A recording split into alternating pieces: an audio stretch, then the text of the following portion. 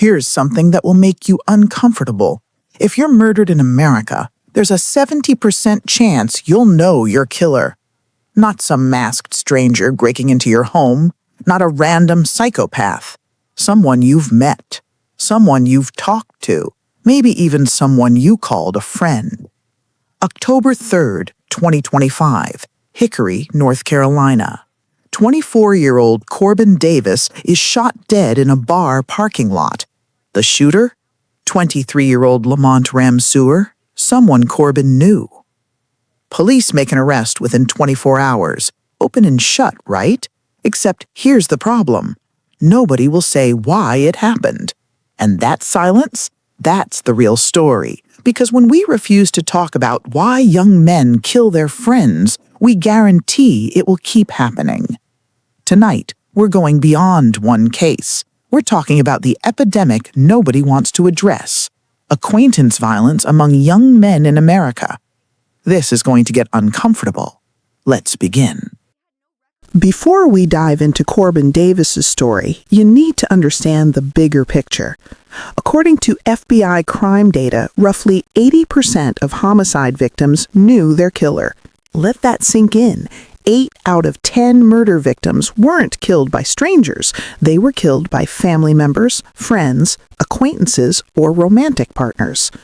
And when you narrow it down to young men aged 18 to 29, the numbers get even more disturbing.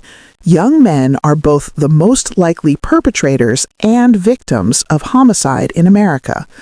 The leading cause of death for black men aged 1 to 44 is homicide. For all men in their 20s, regardless of race, murder ranks in the top 5 causes of death.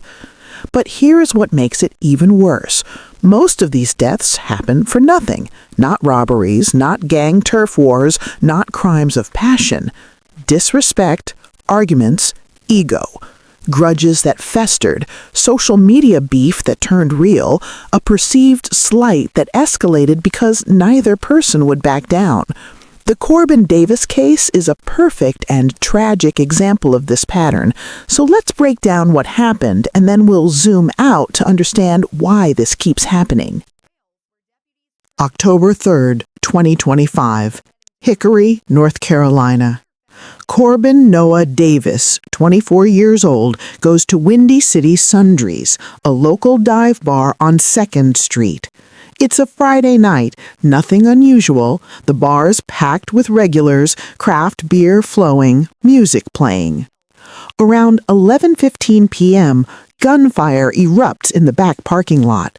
When police arrive, Corbin is dead from gunshot wounds. 23-year-old Tanner Hutchinson is also shot, but survives. The shooter has fled. Here's where it gets important. Police identified the suspect immediately. Within hours, they have a name, Lamonte Keshawn Ramseur, 23 years old, from nearby Newton. By the next morning, Ramseur is in custody. He's charged with first-degree murder and held without bond. Case closed, right? Justice served?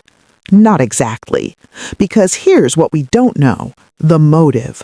Police have confirmed only one detail. Ramseur knew both victims. They won't say how he knew them. They won't say what led to the shooting. They won't say if there was a history of conflict. Just the suspect knew the victims. Investigation ongoing. Now, you might think, well, they're building a case. They don't want to compromise the trial. Fair point.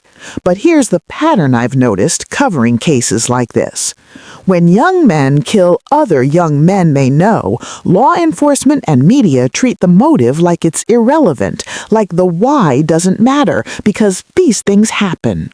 And that attitude, that's exactly why these things keep happening. So let's talk about what the research tells us, because even if police won't connect the dots, we can.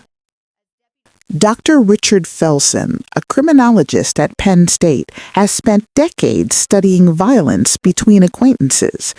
His research reveals something critical. Most murders between people who know each other follow a predictable pattern. Stage 1, the grievance. Something happens. It could be major, a betrayal, stolen money, a romantic conflict. Or it could be minor, a perceived insult, a social media post, getting cut off in traffic. The severity doesn't matter. What matters is that one or both parties feel disrespected. Stage 2, the audience. Here's where it gets social. These conflicts rarely stay private. They happen in front of friends. They happen online where everyone can see. They happen in environments like bars where reputation matters. Now it's not just about the original conflict, it's about being seen backing down or standing your ground. Stage 3, the escalation. Neither party de-escalates. Why? Because in young male social hierarchies, backing down equals weakness. Showing fear equals losing status. So, instead of walking away, voices get raised, chests get puffed, threats get made. Stage 4, the point of no return. Someone introduces a weapon, or the physical fight crosses a line that can't be uncrossed. What started as an argument becomes attempted murder. What started as a fistfight becomes a shooting. And here's the tragic part. In the moment, neither person thinks they're about to commit or become a victim of murder. They think they're defending their honor or not letting someone disrespect them.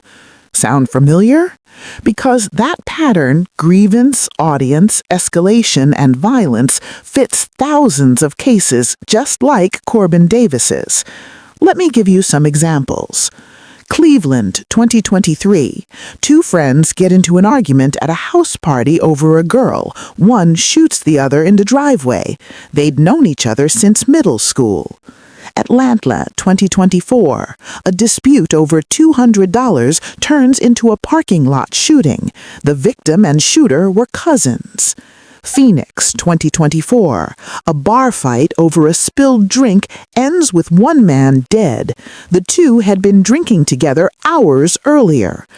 These aren't isolated incidents. According to the Violence Project, a research initiative tracking mass shootings and homicides, disputes between acquaintances are the leading cause of gun homicides among men ages 18 to 35.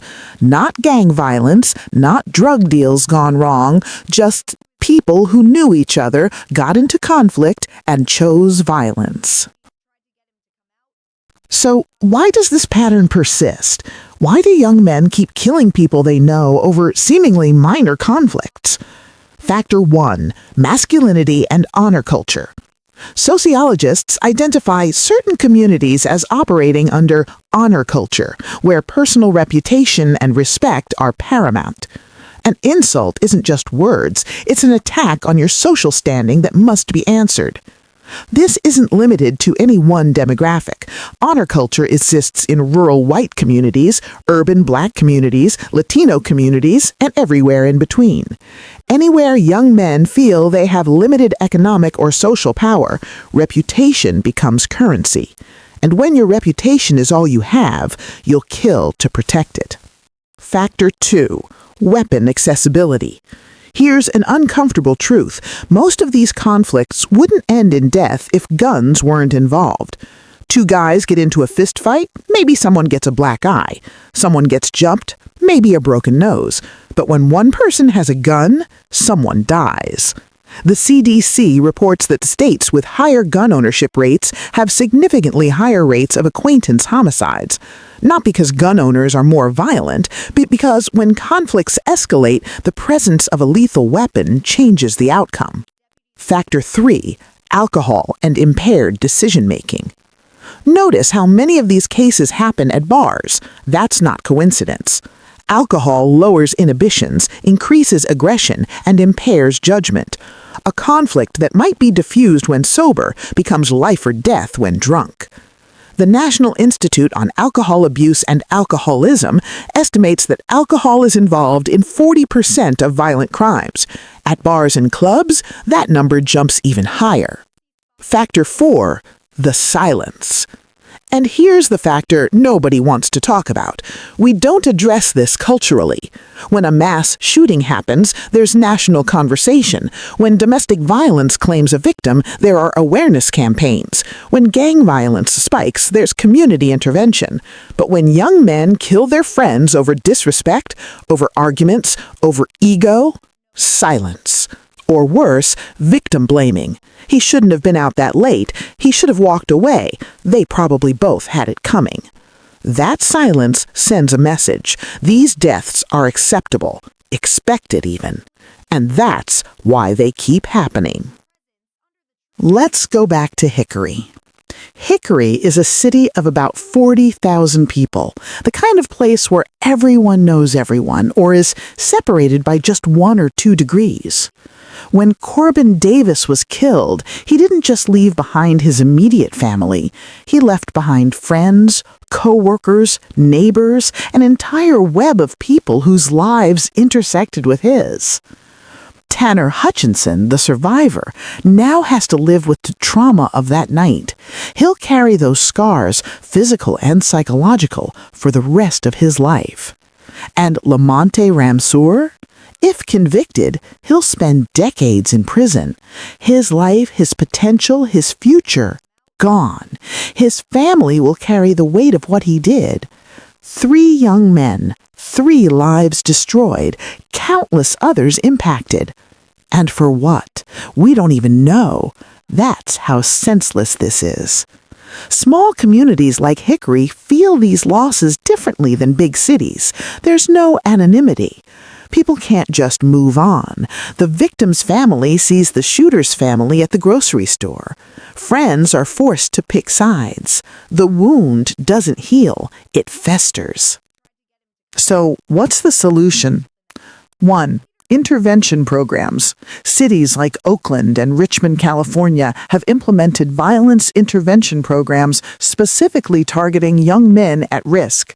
They identify conflicts early through social media monitoring, community outreach, street teams, and intervene before violence occurs. The data? These programs reduce shootings by 40 to 60% in targeted areas. 2. Conflict de-escalation training, teaching young men that walking away isn't weakness, it's strength, that protecting your life is more important than protecting your ego. Some schools and community centers have started offering de-escalation workshops. Early results show promise, but they need to be scaled up dramatically. 3. Cultural shift. We need to stop glorifying retaliation and standing your ground in music, movies, and social media. We need to celebrate the young men who choose peace, who break cycles of violence, who refuse to let disrespect cost them their future. 4. Address root causes. Many of these conflicts stem from deeper issues: poverty, lack of opportunity, trauma, mental health struggles. Young men with economic prospects and strong support systems are statistically less likely to engage in violence.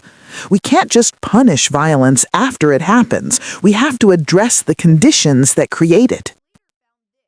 Corbin Davis should be alive today. He should be celebrating his 25th birthday. He should be building a future. Instead, he's a statistic, another young man killed by someone he knew in a parking lot over something we may never understand. But his death doesn't have to be meaningless. If this case and the thousands like it can spark a conversation about why young men keep killing each other, then maybe we can start preventing the next one. Because somewhere in America, right now, 2 young men are having an argument. Maybe it's at a bar. Maybe it's over social media. Maybe it started over something trivial. And unless we change the pattern, one of them might not make it to morning. What do you think? Have you seen this pattern in your community? What solutions do you think would actually work? Let me know in the comments. And if you know someone caught up in a conflict that's escalating, say something, intervene. It might save a life.